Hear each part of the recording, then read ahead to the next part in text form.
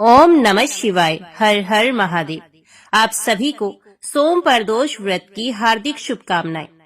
सोम प्रदोष व्रत हिंदू धर्म में विशेष रूप से भगवान शिव को समर्पित एक महत्वपूर्ण व्रत है। ये व्रत प्रदोष काल यानी कि संध्या समय में किया जाता है और जब यह व्रत सोमवार के दिन पड़ता है तो इसे सोम प्रदोष व्रत कहा जाता है। सोमवार शिव जी का प्रिय दिन माना जाता है, इसलिए इस दिन किए गए प्रदोष व्रत का महत्व और भी बढ़ जाता है। इस व्रत को रखने से भगवान शिव की विशेष कृपा मिलती है और सभी इच्छाएं पूर्ण होती हैं। जो दंपति संतान सुख की इच्छा रखते हैं उनके लिए यह व्रत अत्यंत लाभकारी माना जाता है।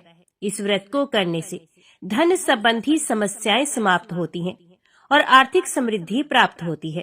यदि किसी व्यक्ति की कुंडली में ग्रह दोष या पितृ दोष हो तो सोम प्रदोष व्रत से राहत मिलती है।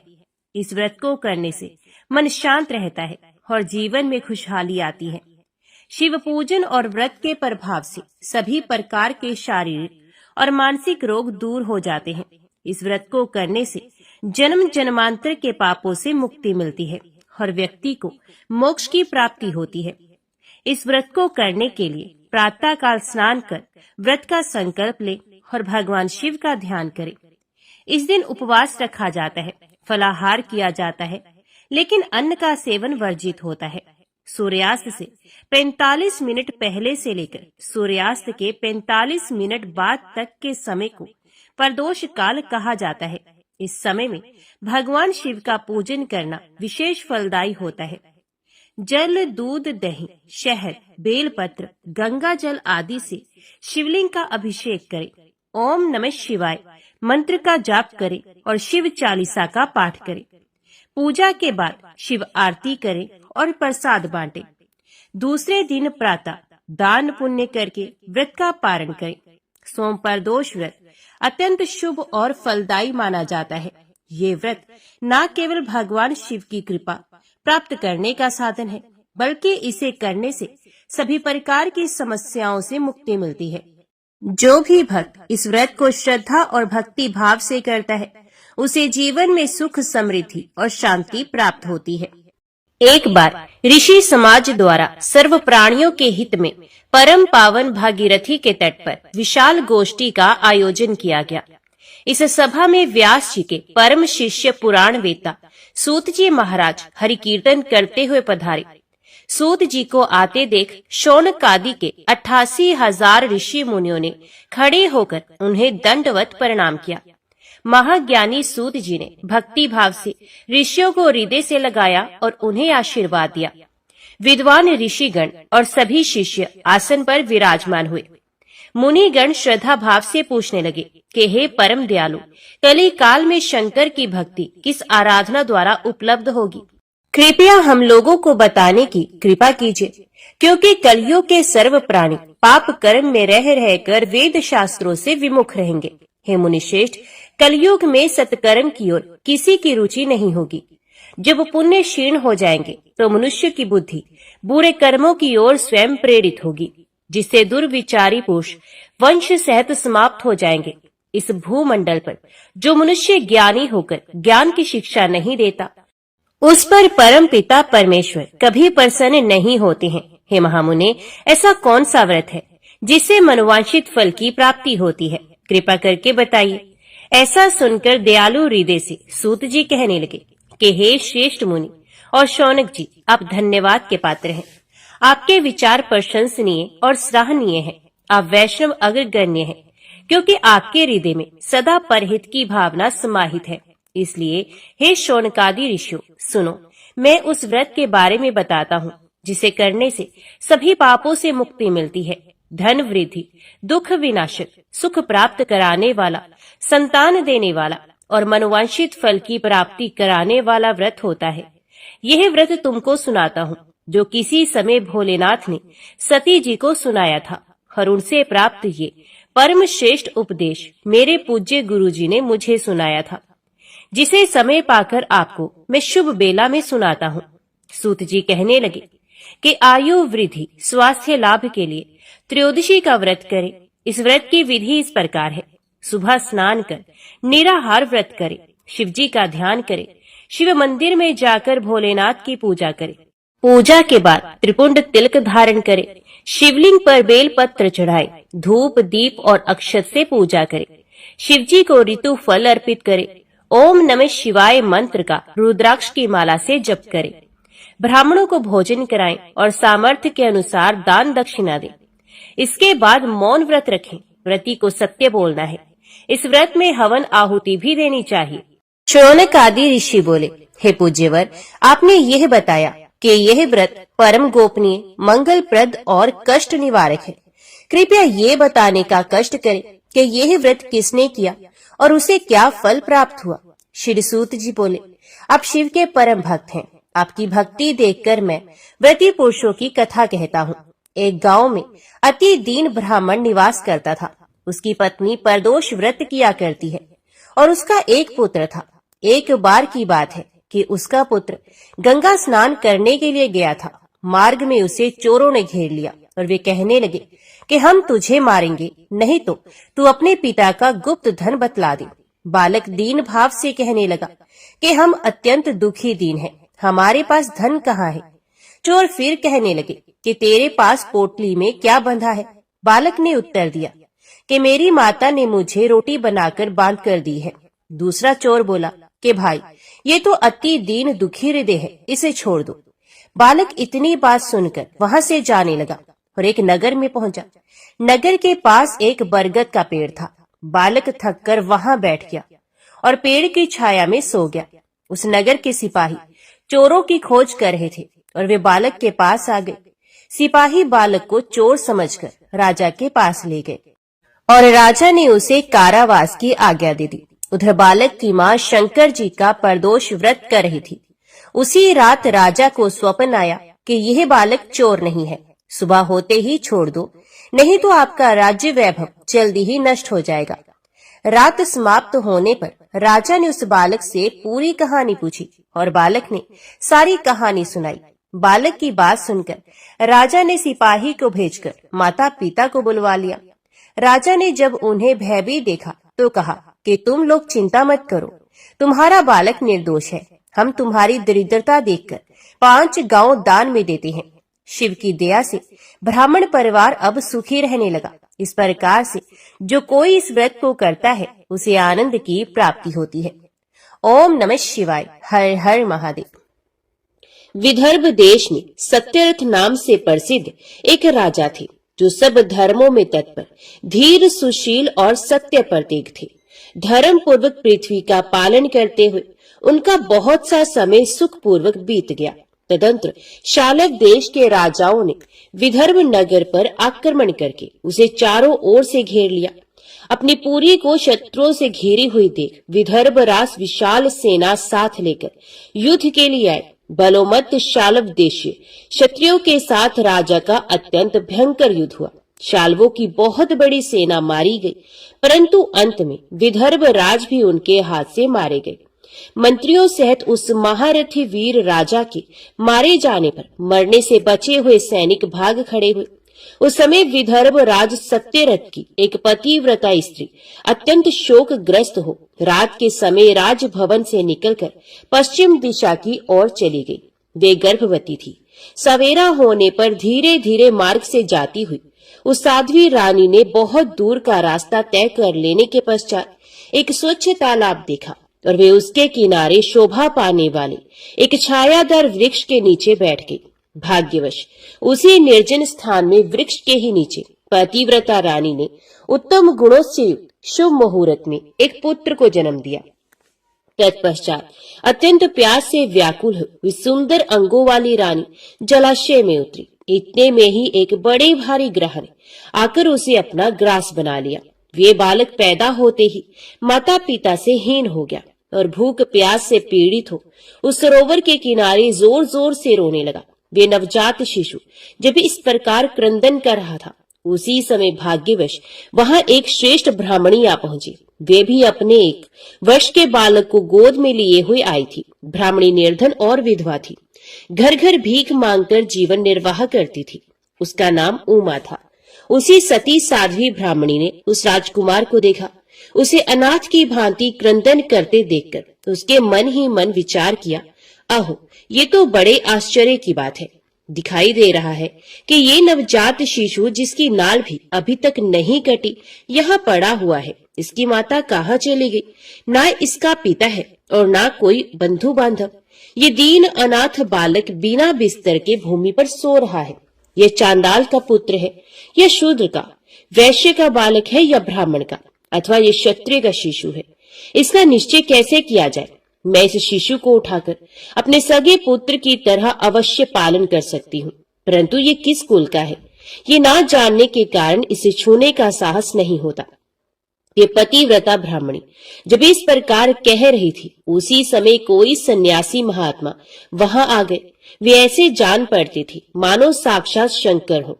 उन श्रेष्ठ भिक्षु ने उस स्त्री से कहा, ब्राह्मणी खेद ना करो, हृदय की संशय वृत्ति दूर कर इस बालक की रक्षा करो, इससे तुम्हें शीघ्र ही परम कल्याण की प्राप्ति होगी। इतना कहकर वे दयालु भिक्षु तुरंत वहां से चले गए। उनके जाने के बाद ब्राह्मणी ने विश्वास पूर्वक उस बालक को लेकर अपने घर की ओर प्रस्थान किया। उस राजकुमार का ब्राह्मणी ने अपने बेटे के समान ही पालन पोषण किया। एक चक्रा नामक नगर में उस ब्राह्मणी का घर था। वे भिक्षा के अन्न से ही अपने पुत्र और राजकुमार को भी पालने लगी। ब्राह्मणों ने ब्राह्मणी के तथा राजा के भी पुत्र का संस्कार कर दिया। वे दोनों सर्वत्र सम्मानित होकर दिन दिन बढ़ने लगे। समय आने पर उनका उपनयन संस्कार हुआ। अब वे दोनों बालक एक साथ रहकर नियमों का पालन करने लगे। दोनों माता के साथ प्रतिदिन भिक्षा के लिए जाते थे। एक दिन वे ब्राह्मणी उन दोनों बालकों के साथ भीख मांगती हुई देव योग से देव मंदिर में गई। वहां बड़े बूढ़े ऋषि मुनि रहा करते थे। उन दोनों बालकों को देखकर परम बुद्धिमान शांडिल्य नामक मुनि ने कहा, अहो देव का बल बड़ा विचित्र है। कर्मों का उल्लंघन करना किसी भी जीव के लिए अत्यंत कठिन है। देखो ना, ये बालक दूसरी माता की शरण लेकर भिक्षा से जीवन निर्वाह करता है। इस ब्राह्मणी को ही श्रेष्ठ माता के रूप में पाकर ब्राह्मण बालक के साथ ब्राह्मण भाव को प्राप्त हो गया है। शांडिल्य मुनि का ये वचन सुनकर ब्राह्मणी को बड़ा विस्मय हुआ। उसने भरी सभा में मुनि को प्रणाम करके पूछा, ब्राह्मण, एक सन्यासी के कहने से मैं इस बालक को अपने घर ले आई हूँ। यद्यपि अभी तक इसके कुल का पता नहीं चला, तथापि मैं पुत्र की भांति इसका पालन पोषण करती हूँ। आप ज्ञान के नेत्रों से देखते हैं, अतः आपसे मैं ये जानना चाहती हूँ कि ये बालक किस कुल में उत्पन्न हुआ है और इसके माता पिता कौन है? तो मुनि कहने लगे, ये विदर्भ देश के राजा का पुत्र है। इतना कहकर मुनि ने उस बालक के पिता के युद्ध में मारे जाने तथा उसकी माता के ग्रह द्वारा ग्रस्त होने का सब समाचार पूर्ण रूप से बता दिया। ये सुनकर ब्राह्मणी को और भी आश्चर्य हुआ। तो उसने फिर प्रश्न किया, महामुनि, वे राजा संपूर्ण भोगों को छोड़कर युद्ध में क्यों मरे और इस बालक को दरिद्रता कैसे प्राप्त हुई? अब दरिद्रता को पूर्णत नष्ट करके ये पुण्य राज्य कैसे प्राप्त करेगा? मेरा ये पुत्र भी भिक्षा से ही जीवन निर्वाह करता है, तो इसकी दरिद्रता के निवारण का भी क्या कोई उपाय है? ये बताने की कृपा करें। शांडिल्य मुनि ने कहा, इस राजकुमार के पिता विदर्भ राज पूर्व जन्म में पांड्य देश के श्रेष्ठ राजा थे। ये सब धर्मों के ज्ञाता थे और संपूर्ण पृथ्वी का धर्म पूर्वक पालन करते थे। एक दिन प्रदोष काल में राजा भगवान शंकर का पूजन कर रहे थे और बड़ी भक्ति से त्रिलोकीनाथ महादेव जी की आराधना में संलग्न थे। उसी समय नगर में सब और बड़ा भारी कोलाहल मचा। उस उत्कट शब्द को सुनकर राजा ने बीच में ही भगवान शंकर की पूजा छोड़ दी और नगर में शोभ फैलने की आशंका से राजभवन से बाहर निकल गए। इसी समय राजा का महाबली मंत्री शत्रु को पकड़कर उनके समीप ले आया। वे शत्रु पांड्य राज का ही सामंत था। उसे देखकर राजा ने क्रोध पूर्वक उसका मस्तक कटवा दिया। शिव पूजा छोड़कर नियम को समाप्त किए बिना ही राजा ने रात में भोजन भी कर लिया। इसी प्रकार राजकुमार भी प्रदोष काल में शिवजी की पूजा किए बिना ही भोजन करके सो गया। वही राजा दूसरे जन्म में विदर्भ राजा हुआ। शिवजी की पूजा में विघ्न होने के कारण शत्रु ने उसके सुख भोग के बीच में ही मार डाला। पूर्व जन्म में जो उसका पुत्र था वही इस जन्म में भी हुआ है। शिवजी की पूजा का उल्लंघन करने के कारण ये दरिद्रता को प्राप्त हुआ है। इसकी माता ने पूर्व जन्म में शल से अपनी सोत को मार डाला था। उस महान पाप के कारण ही वह इस जन्म में ग्रह के द्वारा मारी गई। मैं सत्य कहता हूँ, परलोक में हित की बात कहता हूँ, शास्त्रों का सार एवं उपनिषदों का हृदय कहता हूँ। इस भयंकर आसार संसार को प्राप्त हुए जीव के लिए ईश्वर के चरणार विंदों की सेवा ही सार वस्तु है। जो परदोष काल में अन्यचित होकर परमेश्वर के चरणारविंदों की पूजा करते हैं, वे इसी संसार में सदा बढ़ने वाले धन धान्य, स्त्री पुत्र, सौभाग्य और संपत्ति के द्वारा सबसे बढ़कर होते हैं। ब्राह्मणी, ये तुम्हारा पुत्र पूर्व जन्म में उत्तम ब्राह्मण था। इसने सारी आयु केवल दान लेने में बिताई है, यज्ञ आदि सत्कर्म नहीं किए हैं, इसलिए ये दरिद्रता को प्राप्त हुआ है। उस दोष का निवारण करने के लिए अब ये भगवान शंकर की शरण में जाए। मुनि के इस प्रकार कहने पर साध्वी ब्राह्मणी ने उन्हें प्रणाम करके शिव पूजन की विधि का क्रम पूछा। शांडिल्य मुनि ने कहा, दोनों पक्षों की त्रयोदशी को मनुष्य जब निराहार रहे तब सूर्यास्त से 3 घड़ी पहले स्नान करे, फिर श्वेत वस्त्र धारण करके धीर पुरुष संध्या और जप आदि नित्य कर्म की विधि पूरी करके मौन हो शास्त्र विधि का पालन करते हुए भगवान शिव की पूजा आरंभ करे। भगवत विग्रह के आगे की भूमि को नए निकाले हुए शुद्ध जल से भली भांति लीप पोत कर सुंदर मंडल बनाए। धोत वस्त्र आदि के द्वारा उस मंडल को सब ओर से घेर दे। ऊपर से चंदोवा आदि लगाकर फल फूल और नवीन अंकुरों से उसको सजा दे। मंडल के मध्य की भूमि में 5 रंगों से विचित्र कमल अंकित करके उसी पर सुस्थिर एवं उत्तम आसन बिछाकर बैठ जाए और हृदय में भक्ति भाव से युक्त हो पूजा की सब सामग्री एकत्रित करे। फिर पवित्र भाव से शास्त्रोक्त मंत्रों द्वारा देवपीठ को आमंत्रित करे। तत्पश्चात आत्म शुद्धि और भूत शुद्धि आदि करके 3 प्राणायाम करे। उसके बाद बिंदुयुक्त बीज अक्षरों के द्वारा विधि पूर्वक मात्र का न्यास करे। तदंतर परा देवता का ध्यान करके मात्र का न्यास की विधि पूरी करे। फिर परम शिव का ध्यान करके पीठ के वाम भाग में गुरु को प्रणाम करे। दक्षिण भाग में गणेश जी को मस्तक झुकाए। दोनों अंशों और जांघों में धर्म आदि का न्यास करे। नाभि तथा पार्श्व भागों में अधर्म आदि का न्यास करे। तत्पश्चात हृदय में अनंत आदि का न्यास करके देवपीठ पर मंत्र का न्यास करे। आधार शक्ति से लेकर ज्ञानमक तक क्रमश न्यास करके हृदय में एक कमल की भली भांति भावना करे। वे कमल 9 शक्तियों से युक्त एवं परम सुंदर हो। उसी कमल की कर्णिका में कोटि कोटि चंद्रमाओं के समान प्रकाशमान उमापति भगवान शिव का ध्यान करे। भगवान के 3 नेत्र हैं। मस्तक पर चंद्रमा का मुकुट शोभा पाता है। जटा जूट कुछ कुछ पीला हो गया है। उस पर रतन जटित किरीट सुशोभित है। उनके कंठ में नील चिन्ह है और अंग अंग से उदारता सूचित होती है। सर्पों के हार से उनकी बड़ी शोभा हो रही है। उनके एक हाथ में वरद और दूसरे में अभय की मुद्रा है। ये फरसा धारण करते हैं। उन्होंने नागों का कंकण, केयूर, अंगद तथा मुद्रिका धारण कर रखी है। वे व्याघ्र चर्म पहने हुए रतन में सिंहासन पर विराजमान है। उनके वाम भाग में गिरिराज नंदिनी उमा देवी का चिंतन करें। इस प्रकार महादेव जी तथा गिरिजा देवी का ध्यान करके गंध आदि से उनकी मानसिक पूजा करें।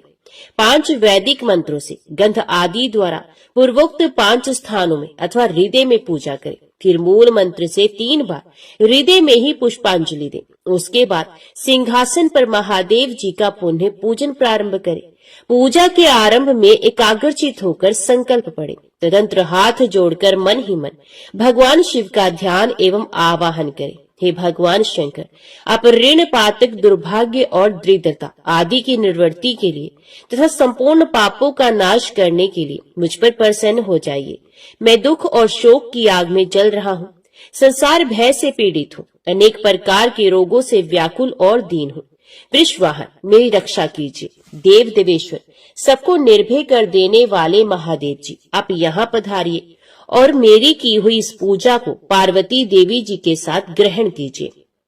इस प्रकार संकल्प और आवाहन करके पूजा आरंभ करनी चाहिए। तत्पश्चात मनुष्य एकाग्रचित हो रुद्र सूक्त का पाठ करते हुए वहां स्थापित किए हुए शंख के जल से और पंच अमृत से महादेव जी का अभिषेक करके भांति भांति के मंत्रों से आसन आदि उपचारों को समर्पित करे।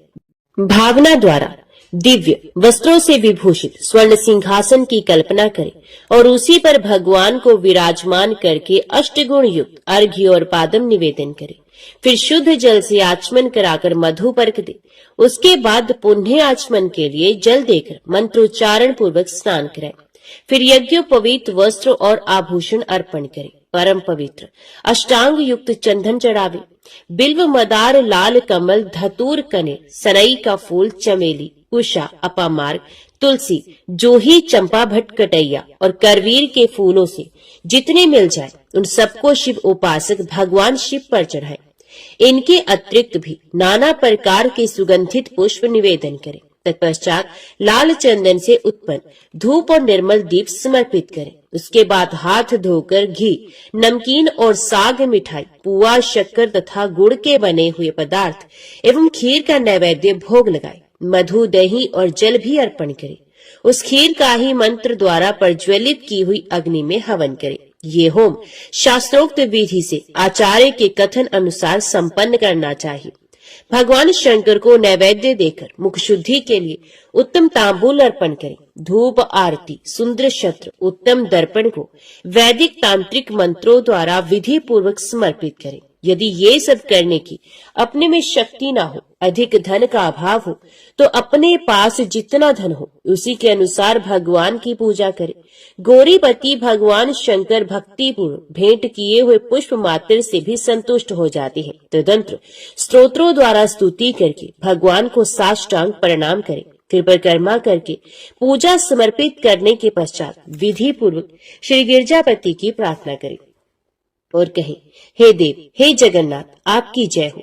सनातन शंकर आपकी जय हो। संपूर्ण देवताओं के अधीश्वर आपकी जय हो। सर्वदेव पूजित आपकी जय हो। सर्वगुणातीत आपकी जय हो। सबको वर देने वाले प्रभु आपकी जय हो। नित्य आधार रहित अविनाशी विशंभर आपकी जय हो। जय हो। संपूर्ण विश्व के लिए एकमात्र जानने योग्य महेश्वर आपकी जय हो। नागराज वासुकी को आभूषण के रूप में धारण करने वाले प्रभु आपकी जय हो। गौरीपति आपकी जय हो। चंद्रशेखर शंभु आपकी जय हो। कोटि सूर्य के समान तेजस्वी शिव आपकी जय हो। अनंत गुणों के आश्रय आपकी जय हो। भयंकर नेत्रों वाले रुद्र आपकी जय हो। अचिंत्य निरंजन आपकी जय हो। नाथ दया सिंधु आपकी जय हो। भक्तों की पीड़ा का नाश करने वाले प्रभु आपकी जय हो। दुस्तर संसार सागर से पार उतारने वाले परमेश्वर आपकी जय हो। महादेव, मैं संसार के दुखों से पीड़ित एवं खिन्न हूँ, मुझ पर प्रसन्न हो। परमेश्वर, समस्त पापों के भय का अपहरण करके मेरी रक्षा कीजिए। मैं महान दारिद्र्य के समुद्र में डूबा हुआ हूँ। बड़े बड़े पापों ने मुझे आक्रांत कर लिया है। मैं महान शोक से नष्ट और बड़े बड़े रोगों से व्याकुल हूँ। सब ओर से तृण के भार से लदा हुआ हूँ। पाप कर्मों की आग में जल रहा हूँ और ग्रहों से पीड़ित हो रहा हूँ। शंकर, मुझ पर प्रसन्न हो जाइए।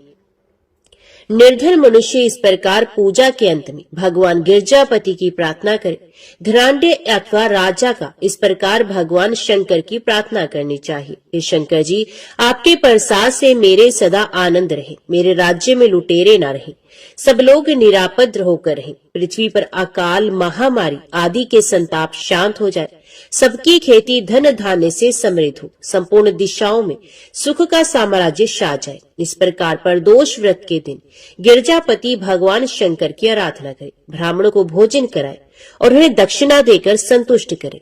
इस प्रकार मैंने सब पापों का नाश, सब प्रकार की दरिद्रता का निवारण तथा समस्त मनोवांछित वस्तुओं का दान करने वाली शिव पूजा का वर्णन किया। ये शिव की पूजा शिवजी के द्रव्य का हरण करने के पाप को छोड़कर शेष सभी महापातकों और उपपातकों के महान समुदाय का नाश करती है।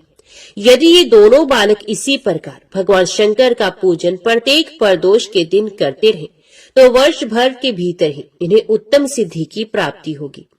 शांडिल्य मुनि का वचन सुनकर उस ब्राह्मणी ने दोनों बालकों के साथ मुनि के चरणों में प्रणाम किया और इस प्रकार कहा, भगवान, आज मैं आपके दर्शन मात्र से कृतार्थ हो गई। ये दोनों बालक आज से आपकी शरण में है। ब्राह्मण, ये मेरा पुत्र है और इसका नाम शुचिव्रत है, और ये राजकुमार है जिसका नाम मैंने धर्मगुप्त रख दिया है। ये दोनों बालक और मैं सभी आपके चरणों के दास हैं। इस घोर दारिद्र्य सागर में घिरे हुए हम सबका आप ही उद्धार कीजिए। इस प्रकार शरण में आई हुई ब्राह्मणी को अमृत के समान मधुर वचनों द्वारा आश्वासन देकर मुनि ने उसके दोनों बालकों को भगवान शंकर के आराधन की मंत्र विद्या का उपदेश किया। तत्पश्चात दोनों बालक और ब्राह्मण मुनि की आज्ञा से वहां से चले गए। मुनिवर के उपदेश के अनुसार दोनों बालक प्रत्येक प्रदोष व्रत के दिन पार्वती वल्लभ शिव जी की आराधना करने लगे। इस प्रकार शिव पूजा करते हुए द्विज कुमार और राजकुमार के 4 महीने सुखपूर्वक बीत गए। एक दिन द्विज कुमार राजकुमार को साथ लिए बिना ही नदी के तट पर स्नान करने के लिए चले गया और वहां मौज से देर तक इधर उधर घूमता रहा। वहां झरने के जल से आघात से खाई की भूमि कट जाने से उसमें गड़ा हुआ एक बड़ा भारी खजाने का कलश चमक रहा था, जिस पर ब्राह्मण कुमार की दृष्टि पड़ी। उसे देखकर वे सहसा हर्ष और कौतूहल में भरकर उसके समीप गया और उसे देवता के प्रसाद से प्राप्त हुआ मानकर सर पर लेकर घर को चल दिया तथा घर के भीतर उस घड़े को रखकर माता से कहा, माँ, ये भगवान शंकर का प्रसाद तो देखो। उन्होंने दया करके घड़े के रूप में ये खजाना दिखला दिया। तब उस पतिव्रता ब्राह्मणी ने राजकुमार को भी बुलाकर कहा, पुत्रो, इस खजाने के घड़े को तुम दोनों आपस में बराबर बराबर बांट लो। माता की बात को सुनकर ब्राह्मण के पुत्र को प्रसन्नता हुई, किंतु राजपुत्र ने उनसे कहा, माँ, ये तुम्हारे ही पुत्र के पुण्य से प्राप्त हुआ है, अतः मैं इस खजाने को बांटकर लेना नहीं चाहता। अपने पुण्य से प्राप्त हुए खजाने का ये स्वयं ही उपभोग करे, वे ही भगवान शंकर मुझ पर भी कृपा करेंगे। इस प्रकार प्रसन्नता पूर्वक भगवान शंकर की पूजा करते हुए उन दोनों कुमारों का उसी घर में 1 वर्ष व्यतीत हो गया। एक दिन राजकुमार उस ब्राह्मण कुमार के साथ वसंत ऋतु में वन में भ्रमण करने के लिए गया।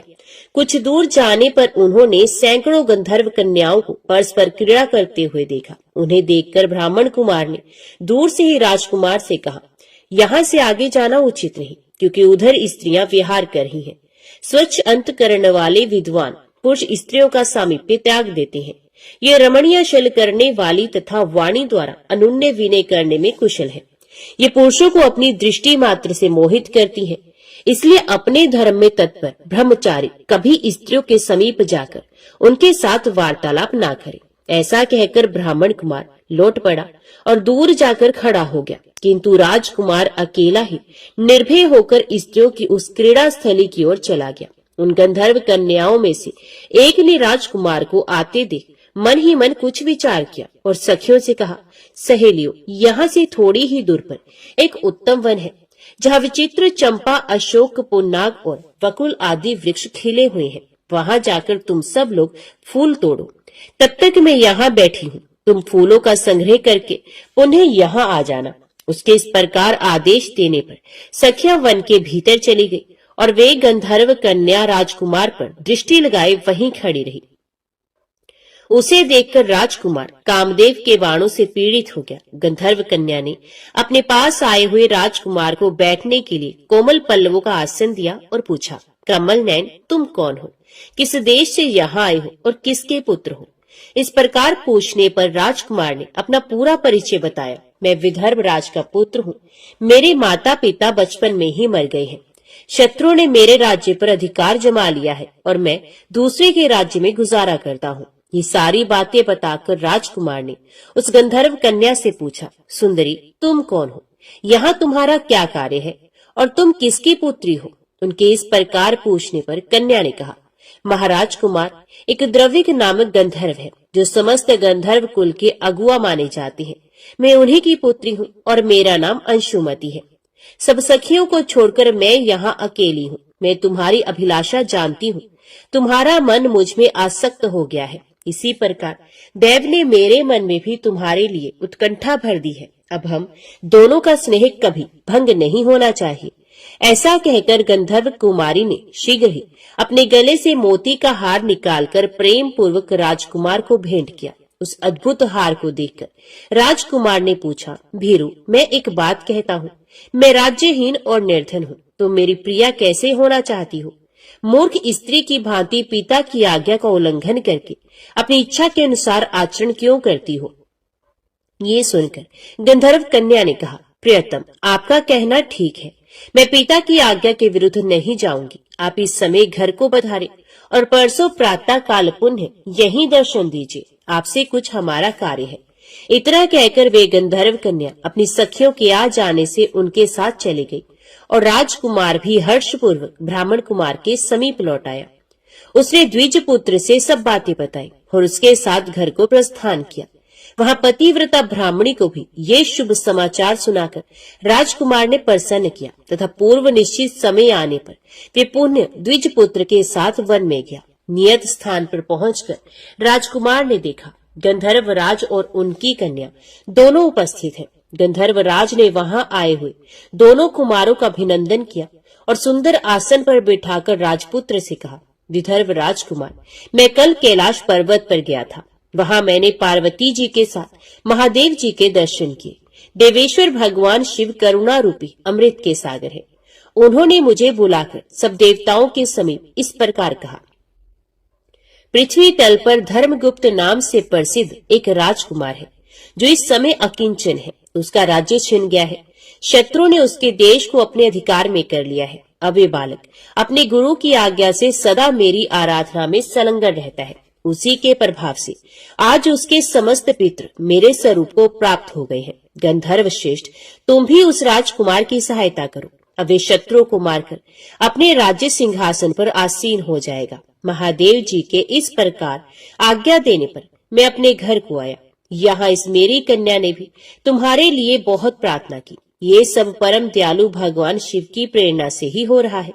ऐसा समझकर मैं इस कन्या को साथ लेकर आया हूँ अतः अपनी पुत्री अंशुमति को मैं तुम्हें पत्नी रूप में देता हूँ और भगवान शिव जी की आज्ञा से शत्रुओं को मारकर तुम्हें तुम्हारे राज्य पर बिठाऊंगा। अपने उस नगर में तुम अपनी इस धर्म पत्नी के साथ 10,000 वर्षों तक मनोवांछित सुख भोग कर अंत में भगवान शिव के लोक में जाओगे और वहां भी मेरी ये कन्या तुम्हारी ही सेवा में प्रस्तुत रहेगी। इस प्रकार कहकर गंधर्व राज ने उसी वन में राजकुमार के साथ अपनी पुत्री का विवाह कर दिया और दहेज में परम उज्ज्वल रत्न भार भेंट किए। चंद्रमा के समान चमकीली चूड़ामणि तथा दमकते हुए मोतियों के मनोहर हार दिए। दिव्याभूषण वस्त्र, स्वर्ण के बने हुए बहुत से सामान, 10,000 हाथी, 1,00,000 नीले घोड़े और हजारों सोने के बड़े बड़े रथ प्रदान किए। अंत में एक दिव्य रथ, इंद्र के धनुष के समान विशाल धनुष, सहस्रों अस्त्र शस्त्र, अक्षय बाणों से भरे हुए 2 तरकस, अभेद्य स्वर्णमय कवच तथा शत्रु का संहार करने वाली शक्ति समर्पित की। अपनी पुत्री की सेवा के लिए गंधर्वराज ने प्रसन्नचित होकर 5,000 दासियां दी। इतना ही नहीं, राजकुमार की सहायता के लिए उन्होंने अत्यंत उग्र गंधर्वों की चतुरंगणी सेना भी भेंट की। इस प्रकार परम उत्तम संपत्ति को पाकर राजकुमार अपनी मनोवांछित पत्नी के साथ बहुत प्रसन्न हुए। पुत्री का विवाह कराकर गंधर्वराज स्वर्गलोक में चले गए। धर्मगुप्त विवाह के अनंतर गंधर्वों की सेना के साथ अपने नगर को गए और वहां उन्होंने शत्रु सेना का संहार करके राजधानी में प्रवेश किया। तत्पश्चात श्रेष्ठ ब्राह्मणों और मंत्रियों ने मिलकर राजकुमार का अभिषेक किया और वे रत्नमय सिंहासन पर आरूढ़ होकर अकंटक राज्य का उपभोग करने लगे। जिस ब्राह्मण पत्नी ने उनका अपने पुत्र की भांति पालन किया था, वही उनकी माता हुई। वे द्विज कुमार ही भाई हुआ तथा गंधर्व राजकुमारी अंशुमति महारानी के पद पर प्रतिष्ठित हुई। भगवान शंकर की आराधना करके धर्मगुप्त विदर्भ देश के राजा हो गए। इसी प्रकार दूसरे लोग भी प्रदोष व्रत के दिन गिरजापति की आराधना करके मनोवांछित कामनाओं को प्राप्त कर लेते हैं और देहावसान होने पर परम गति को प्राप्त होते हैं।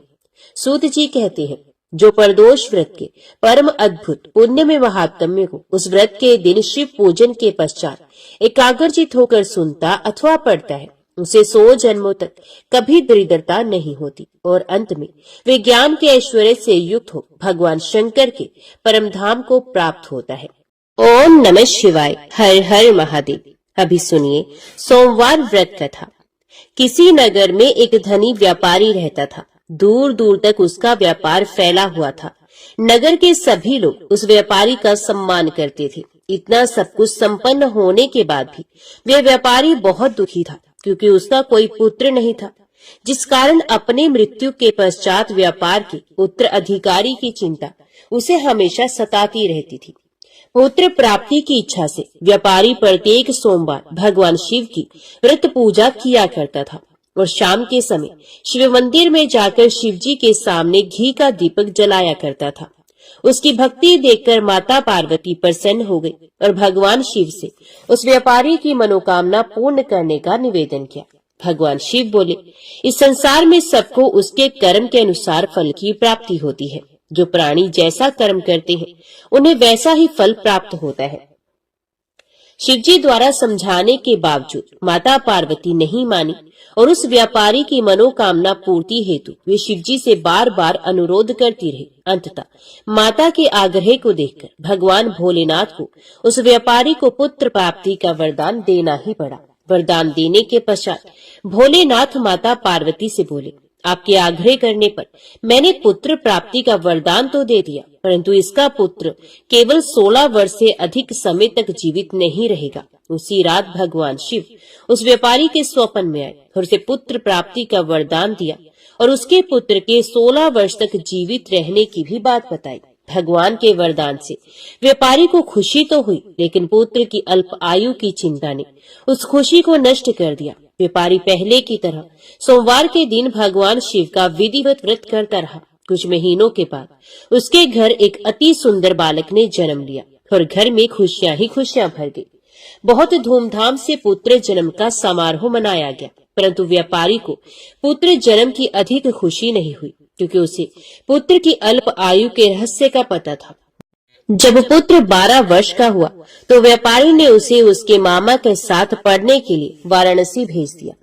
लड़का अपने मामा के साथ शिक्षा प्राप्ति हेतु चल दिया। रास्ते में जहाँ भी मामा भांजे विश्राम हेतु रुकते, वहीं यज्ञ करते और ब्राह्मणों को भोजन कराते। लंबी यात्रा के बाद मामा भांजे एक नगर में पहुंचे। उस दिन नगर के राजा की कन्या का विवाह था, जिस कारण पूरे नगर को सजाया गया था। निश्चित समय पर बारात आ गई, लेकिन वर का पिता अपने बेटे के एक आंख से काने होने के कारण बहुत चिंतित था। उसे भय था कि इस बात का पता चलने पर कहीं राजा विवाह से इनकार न कर दे, इससे उसकी बदनामी भी होगी। जब वर के पिता ने व्यापारी के पुत्र को देखा तो उसके मस्तिष्क में एक विचार आया। उसने सोचा, क्यों ना इस लड़के को दूल्हा बनाकर राजकुमार से विवाह करा दूं। विवाह के बाद उसको धन देकर विदा कर दूंगा और राजकुमारी को अपने नगर ले जाऊंगा। वर के पिता ने लड़के के मामा से इस संबंध में बात की। मामा ने धन मिलने के लालच में वर के पिता की बात स्वीकार कर ली। लड़के को दूल्हे का वस्त्र पहनाकर राजकुमारी से विवाह करा दिया गया। राजा ने बहुत सारा धन देकर राजकुमारी को विदा किया। शादी के बाद लड़का जब राजकुमारी के साथ लौट रहा था तो वे सच नहीं छिपा सका और उसने राजकुमारी की ओढ़नी पर लिख दिया, राजकुमारी, तुम्हारा विवाह मेरे साथ हुआ है। मैं तो वाराणसी पढ़ने के लिए जा रहा हूँ और अब तुम्हें जिस नवयुवक की पत्नी बनना पड़ेगा वे एक आंख से काना है। जब राजकुमारी ने अपनी ओढ़नी पर लिखा हुआ पढ़ा तो उसने काने लड़के के साथ जाने से इनकार कर दिया।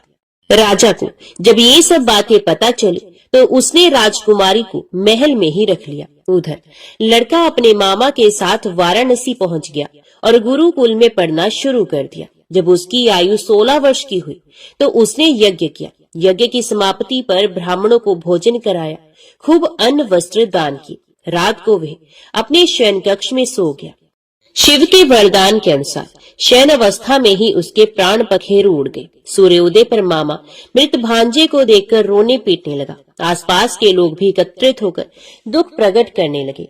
लड़के के मामा के रोने विलाप करने के स्वर समीप से गुजरते हुए भगवान शिव और माता पार्वती जी ने भी सुने। माता पार्वती ने भगवान शिव से कहा, प्राणनाथ, मुझे इसके रोने के स्वर सहन नहीं हो रहे हैं। आप इस व्यक्ति के कष्ट को अवश्य दूर करें। भगवान शिव ने माता पार्वती के साथ अदृश्य रूप में समीप जाकर देखा तो भोलेनाथ माता पार्वती से बोले, ये तो उसी व्यापारी का पुत्र है जिसे मैंने 16 वर्ष की आयु का वरदान दिया था। इसकी आयु पूरी हो गई है। माँ पार्वती ने फिर भगवान शिव से निवेदन कर उस बालक को जीवन देने का आग्रह किया। माता पार्वती के आग्रह पर भगवान शिव ने उस लड़के को जीवित होने का वरदान दिया और कुछ ही पल में वे जीवित होकर उठ बैठा। शिक्षा समाप्त करके लड़का मामा के साथ अपने नगर की ओर चल दिया। दोनों चलते हुए उसी नगर में पहुंचे जहां उसका विवाह हुआ था। उस नगर में भी यज्ञ का आयोजन किया। समीप से गुजरते हुए नगर के राजा ने यज्ञ का आयोजन देखा और उसने तुरंत ही लड़के और उसके मामा को पहचान लिया। यज्ञ के समाप्त होने पर राजा मामा और लड़के को महल में ले गया और कुछ दिन उन्हें महल में रखकर बहुत सा धन वस्त्र आदि देकर राजकुमारी के साथ विदा कर दिया। इधर भूखे प्यासे रहकर व्यापारी और उसकी पत्नी बेटे की प्रतीक्षा कर रहे थे। उन्होंने प्रतिज्ञा कर रखी थी कि यदि उन्हें अपने बेटे की मृत्यु का समाचार मिला तो दोनों अपने प्राण त्याग देंगे। परंतु जैसे ही उसने बेटे के जीवित वापस लौटने का समाचार सुना तो वे बहुत प्रसन्न हुआ। वे अपनी पत्नी और मित्रों के साथ नगर के द्वार पर पहुंचा। अपने बेटे के विवाह का समाचार सुनकर पुत्र वधू राजकुमारी को देखकर उसकी खुशी का ठिकाना न रहा। उसी रात भगवान शिव ने व्यापारी के स्वप्न में आकर कहा, हे श्रेष्ठी, मैंने तेरे सोमवार के व्रत करने और व्रत कथा सुनने से प्रसन्न होकर तेरे पुत्र को लंबी आयु प्रदान की है। पुत्र की लंबी आयु जानकर व्यापारी बहुत प्रसन्न हुआ। शिव भक्त होने तथा सोमवार का व्रत करने से व्यापारी की सभी मनोकामनाएं पूर्ण हुई। इसी प्रकार जो भक्त सोमवार का विधिवत व्रत करते हैं और व्रत कथा को सुनते हैं उनकी सभी इच्छाएं पूरी होती हैं। ओम नमः शिवाय। हर हर महादेव। दक्षिण के किसी जंगली प्रदेश में रहने वाली एक शिकारी जाति का सरदार नाग था। उसका काम था हत्या करना। उसके बाणों की नोक में जहर लगा रहता था जो आग के समान जलता था। धनुष बाण चलाने में वे अत्यंत चतुर था। क्रोधोमद सिंह के समान वे बली था। उसकी पत्नी का नाम तत्ता था। वे भी सिंहनी के ही समान डरावनी थी। वे उजले शंखों और सिंह के दांतों की माला पहनती थी। बहुत दिनों के बाद उन्हें एक पुत्र उत्पन्न हुआ। उसका नाम तिन रखा गया। तिन का अर्थ भारी होता है। अपने लड़के को गोद में उठाने पर नाग को वे भारी लगा, इसलिए उसका नाम उसने तिन रख दिया। तिन 16 वर्ष की उम्र में ही धनुष बाण, भाला, तोमर और वीरों के योग्य दूसरे अस्त्र शस्त्र चलाने में बहुत निपुण हो गया। नाग को बुढ़ापा आता हुआ मालूम हुआ। उसने तिन को अपनी जाति का सरदार बना दिया। तिन नियम अनुसार पहल आखेट को निकला।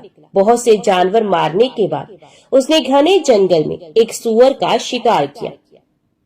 वहीं उसके 2 नौकर नान और काट उससे आ मिले। उन्होंने सुअर को उठा लिया और बढ़ चले। रास्ते में उनको जोरों की भूख लगी। तिन ने पूछा, यह मीठा पानी कहाँ मिलेगा? तुम्हें कुछ पता है? तो नान बोला, उस विशाल शाल वृक्ष के उस पार एक पहाड़ी है और उसी के नीचे स्वर्णा नदी बहती है। तिन ने कहा, चलो तो वहीं चलते हैं। तीनों चल पड़े। वहां पहुंचने पर तिन ने पहाड़ी पर चढ़ने की इच्छा जताई। नान ने भी जोर दिया, हाँ, ये पहाड़ बहुत ही रमणीक है। शिखर पर एक मंदिर है जिसमें भगवान जटाजूटधारी की मूर्ति है। आप उनकी पूजा कर सकते हैं। पहाड़ पर चढ़ते चढ़ते तिन की भूख प्यास गायब हो गई। उसे ऐसा मालूम होने लगा मानो सर पर से कोई भार उतरा जाता हो। उसे एक प्रकार का अनवृच्छनीय आनंद मिलने लगा। उसके भीतर कोई नई ही अभिलाषा उत्पन्न हो गई। वह बोला, नान, तुम्ही ने तो कहा है कि ऊपर भगवान जटाजूटधारी का मंदिर है। चलो उनके दर्शन कराएं। वे शिखर पर चढ़कर मंदिर के सामने पहुंचे। देव प्रतिमा को देखते ही भावुक हृदय तिन ने लपक कर उसे प्रेम लिंगन में बांध लिया। उसके आनंद का पार नहीं रहा। उसकी आंखों से अजस्त्र अश्रुधारा बहने लगी। वे कहने लगा, प्यारे भगवान, क्या तुम यहाँ अकेले ही जंगल में जंगली जंतुओं के बीच में रहते हो? यहाँ तुम्हारा कोई मित्र नहीं है। भक्ति से उसका हृदय गदगद हो गया। उसकी इस समाधिस्थ अवस्था में धनुष सर्ग कर गिर गया। मूर्ति के सर पर कुछ हरे पत्ते, जंगली फूल और शीतल जल देखकर वे दुखी हो गया और कहने लगा, किस नराधम ने मेरे स्वामी के सर पर ये चीजें रखी हैं? नान ने जवाब दिया, आपके पूज्य पिता के साथ मैं यहाँ बहुत बार आया हूँ। हमने एक ब्राह्मण को ये करते देखा था। उसने देवता के सर पर ठंडा पानी डाल दिया और फूल पत्तियां रख दी।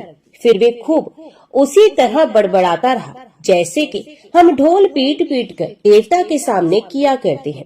उसने आज भी जरूर यही किया होगा।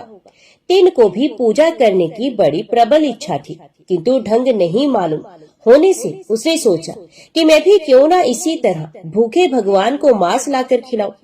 तीन मंदिर से रवाना हुआ, मगर तुरंत ही लौट आया।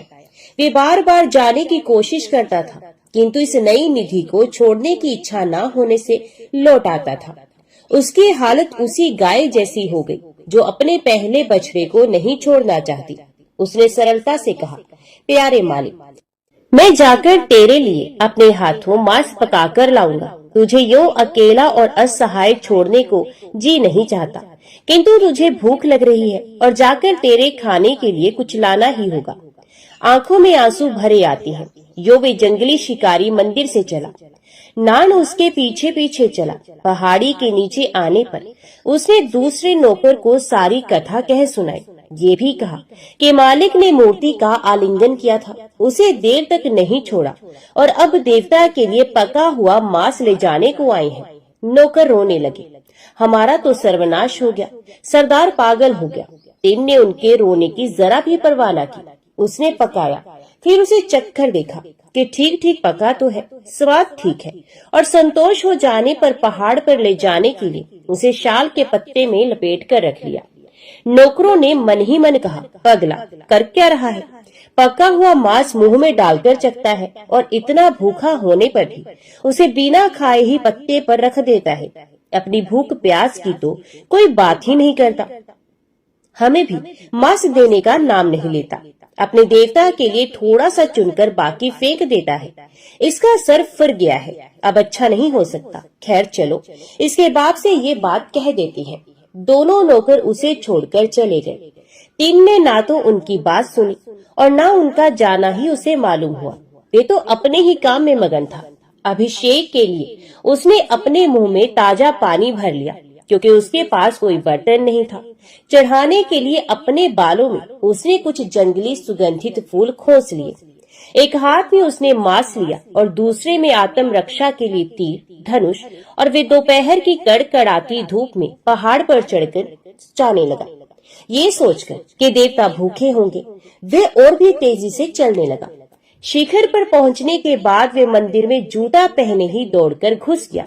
देवता के सर पर से पुराने फूल उसने बड़े स्नेह के साथ पैरों से हटाए, अभिषेक के लिए ऊपर से कुल्ला कर दिया और देवता के आगे मांस रखकर अपनी साधारण बोली में खाने का आग्रह करने लगा। अंधेरा हो गया। टिन ने सोचा, ये समय तो जंगली जानवरों के घूमने का है, देवता को यहाँ अकेला छोड़कर मैं नहीं जा सकता। उसने हाथ में धनुष बाण लेकर रात भर पहरा दिया। सवेरा होने पर जब चिड़िया चहचहाने लगी, तब वे देवता के आगे प्रणिपात और प्रार्थना करके ताजा मांस लाने के लिए चला गया। वे ब्राह्मण पुजारी जो पूजा किया करता था, नियम अनुसार प्रातः काल आया। मंदिर में जूतों और कुत्ते के पैरों की छाप देखकर तथा चारों ओर हाड़ मांस छितराया हुआ देखकर वे बहुत ही घबराया। विलाप करने लगा, हाय भगवान, अब मैं क्या करूं? किसी जंगली शिकारी ने मंदिर भ्रष्ट कर दिया है। लाचार उसने झाड़ बुहार कर साफ किया। मांस के टुकड़े कहीं पैरों से छू ना जाए, इसलिए उसे बड़ी कठिनता से इधर उधर चलना पड़ता था। फिर भी नदी में से स्नान करके आया और मंदिर की संपूर्ण शुद्धि की। आंखों में आंसू भरकर देवता के आगे प्रणिपात करने लगा। फिर उठकर उसने वेद ऋचाओं से परम पुरुष परमात्मा की स्तुति की। पूजा समाप्त करके वे अपने तपोवन को लौट गया। टिन ने कई जानवर मारे और पिछले दिन के समान चुनकर मांस पकाया और चख चख कर अच्छे अच्छे टुकड़े अलग रख दिए। उसने कई अच्छे ताजे मधु के छत्ते इकट्ठे किए, उनका मधु मांस में निचोड़ा। फिर वे मुंह में पानी भरकर बालों में फूल खोसकर एक हाथ में मांस लिए हुए और दूसरे में धनुष बाण लेकर पहाड़ पर चढ़ा। ज्यों-ज्यों मंदिर निकट आता जाता था, उसकी आतुरता भी बढ़ती जाती थी। वे बड़े बड़े डग भरता चला। उसने देवता के सर पर से फूल पत्ते पैर से ठेलकर साफ किए, कुल्ला करके अभिषेक कराया और ये कहते हुए कि मांस का उपहार सामने रखा, देवता कल से आज का मांस मीठा है, कल तो केवल सुअर का मांस था, आज तो बहुत से स्वादिष्ट जानवरों के मांस चखकर और उसकी खूब स्वादिष्ट चुनकर लाया हूँ। उसमें मधु भी निचोड़ा है। इस तरह टिन के 5 दिन भर शिकार करके देवता के लिए मांस इकट्ठा करने और रात भर पहरा देने में बीते। उसे आप खाने पीने की सुध ही न रही। तीन के चले जाने के बाद प्रतिदिन ब्राह्मण पंडित आते और रात के इस भ्रष्टाचार पर विलाप करते, मंदिर धोकर साफ करते, नदी स्नान करके शुद्धि करते और पूजा पाठ करके अपने स्थान पर लौट जाते। जब इतने दिनों तक तीन नहीं लौटा, तब उसके सभी संबंधी और माता पिता निराश हो गए। ब्राह्मण पुजारी रोज ही हार्दिक प्रार्थना करते, हे प्रभु मेरे पाप क्षमा करो, ऐसा भ्रष्टाचार रोको।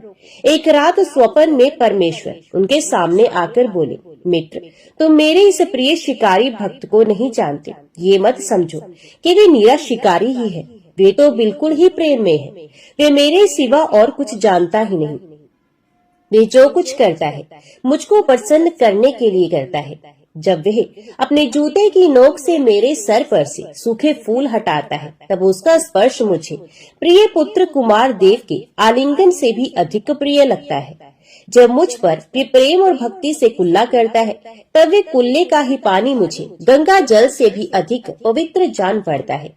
वे अनपढ़ मूर्ख सच्चे स्वाभाविक प्रेम और भक्ति से जो फूल और बालों में से निकाल कर मुझ पर चढ़ाता है, वे मुझे स्वर्ग में देवताओं के भी चढ़ाए फूलों से अधिक प्रिय लगते हैं। और अपनी मातृभाषा में वे आनंद और भक्ति से भरकर दो थोड़े से शब्द कहकर मेरे सिवा सारी दुनिया का भान भूलकर मुझे प्रसाद पाने को कहता है। वे शब्द मेरे कानों में ऋषि मुनियों के वेद पाठ से कहीं अधिक मीठे लगते हैं। यदि उसकी भक्ति का महत्व देखना हो तो कल आकर मेरे पीछे खड़े हो जाना। इस आदेश के बाद पुजारी को रात भर नींद नहीं आई। प्रातः काल वे नियम अनुसार मंदिर में पहुंचा और पूजा पाठ समाप्त करके मूर्ति के पीछे जाकर छिप गया। दिन की पूजा का वे छठा दिन था और दिनों से आज उसे कुछ देर हो गई थी, इसलिए वे पैर बढ़ाता आया। रास्ते में उसे अपशगुन हुए। वे सोचने लगा कहीं खून गिरना चाहिए, कहीं देवता को कुछ हुआ तो नहीं, इसलिए वह दौड़ा। अपने अशुभों को पूरा होते देखकर उसके शोक का पार न रहा। हाय, देवता को कितना कष्ट हो रहा था, क्योंकि उनकी दाहिनी आंख से खून की अविरल धारा बह रही थी। तीन ये दुखद दृश्य नहीं देख सका। वे रोने विलाप करने लगा, जमीन पर लौटने लगा, फिर उठा। उठकर भगवान की आंख से खून पोंछ दिया, परंतु तो भी खून का बहना रुका नहीं। वे फिर दुख आतुर होकर गिर पड़ा। तीन बिल्कुल ही घबरा गया। उसका चित्त अत्यंत दुखी हो गया। वे समझता नहीं था कि क्या करना चाहिए। थोड़ी देर के बाद वे उठा और तीर धनुष लेकर उस आदमी या जानवर को मारने निकला जिसने देवता की ये दुर्दशा की हो, परंतु उसे कहीं कोई प्राणी दिखाई नहीं पड़ा। वे लौट आया और मूर्ति को छाती से लगा करके विलाप करने लगा, हाय मैं महापापी हूँ। रास्ते के सभी अपशगुन सच्चे हुए हैं। भगवान पिता मेरे प्यारे, तुम्हें क्या हुआ है, मैं तुम्हें क्या सहायता दूं? तब उसे कुछ जड़ी बूटियों की याद आई जिन्हें उसकी जाति के लोग घावों पर लगाते थे। वे दौड़ा और जब लौटा तो जड़ी बूटियों का एक गट्ठर लेकर उन्हें उसने देवता की आंख में एक एक करके निचोड़ दिया, पर इससे कुछ भी लाभ नहीं हुआ। उस समय उसे शिकारियों की कहावत याद आई कि मांस मांस से ही अच्छा होता है।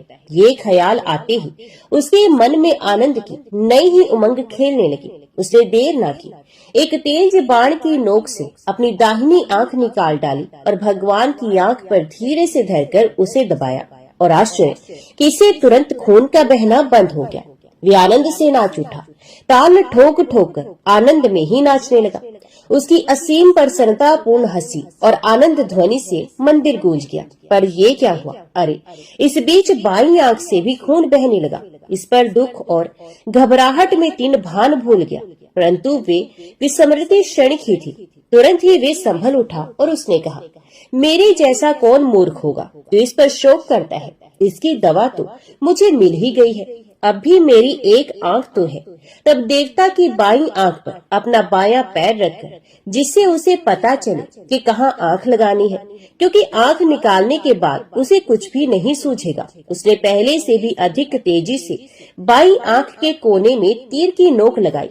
देवता उसकी इस भक्ति पर पुष्प बरसाने लगे। स्वयं भगवान ने अपने हाथ बढ़ाकर तीन का हाथ पकड़कर रोक लिया और कहा, ठहरो मेरे कन्नप ठहर जाओ। कन का अर्थ आंख होता है और अप का अर्थ वत्स होता है, तो भगवान ने उसका एक नया नाम रख दिया जो कि है कन्नप। फिर परमेश्वर ने कन्नप का हाथ पकड़कर उसे अपने पास खींच लिया और कहा, त्याग और प्रेम की मूर्ति कन्नप, तू इसी भांति सर्वदा मेरे पास रहा कर। ब्राह्मण पुजारी ने यह आश्चर्यजनक दृश्य देखा और सच्ची तथा सीधी साधी भक्ति का रहस्य समझा। तो बोलो, भक्त और उनके भगवान की जय।